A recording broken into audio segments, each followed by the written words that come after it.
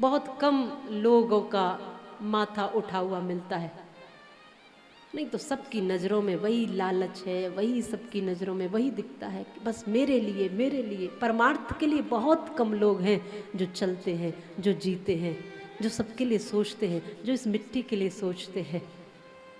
बहुत कम लोग हैं। आप सोचिए, देश में वृद्धाश्रम बढ़ते जा रहे हैं, ये गौरव की बात है क्या? वृद्धाश्रम में माता पिता ही आते हैं और उन्हीं के माता पिता जिनके बच्चे होते हैं, यही बच्चे होते हैं जो वृद्धाश्रम छोड़ के आते हैं। ये कोई गौरव की बात है? बहुत पीड़ा और दुख की बात है ये। कृष्ण कथा सुनना इतना भी सरल नहीं है, कृष्ण का होना उतना भी सरल नहीं है। पूरा जीवन तपाना पड़ेगा अगर कृष्ण का होना है। कृष्ण का होना बस इतना मात्र नहीं है, गोविंद मेरो है, गोपाल मेरो है, गाली और बस हम कृष्ण के हो गए। वो मेरा हो गया तो फिर उसी पथ पर मुझे भी तप कर चलना पड़ेगा। तलवार की धार पर चलना है, कृष्ण की भक्ति करना है। इतना आसान नहीं है। सुदामा जी श्री कृष्ण से मिलने गए। सब द्वारपालों को कहा बचपन का मित्र हूँ।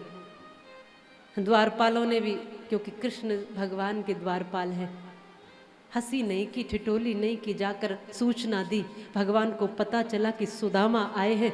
उन्होंने अपनी प्रतिष्ठा की परवाह नहीं की, स्टेटस की परवाह नहीं की, दौड़ करके आए और मुख्य द्वार तक पैदल दौड़े हैं श्री कृष्ण। पटका छोड़ दिया, पीताम्बर छोड़ दिया, पादुकाएं छोड़ दी, रथ छोड़ दिया, मंत्रीगण छोड़ दिए। मित्र आया है ना, तो स्टेटस की तो बात ही खत्म हो गई। मित्र आया है तो दौड़ पड़े हैं अपने मित्र से मिलने के लिए, और हृदय से लगा करके आज भगवान ससम्मान लेकर के आए हैं। ये हैं द्वारिकाधीश। आपके पास थोड़ी सी ऊंचाई आ जाए तो कोई गरीब मित्र है तो पहचानने से इनकार कर देते हो। मित्रता सीखनी है तो श्री कृष्ण से सीखिए। आसन देते हैं, चरण पकारते हैं, सम्मान देते हैं, परिचय कराते हैं सबसे और उनका परिचय प्राप्त करते हैं। और भगवान आज इतना रोते हैं अपने मित्र की हालत देख करके कि मेरे जैसे मित्र के होते हुए तुम्हारी ये स्थिति सुदामा, मुझे क्षमा कर देना मित्र। खूब गले लग लग करके रो रहे हैं। परिचय पूछा, परिचय कराया सबका, फिर कहा आपका भी विवाह हो गया? तो सुदामा जी ने कहा कि हाँ मेरा भी हो गया। तो क्या लाए हो?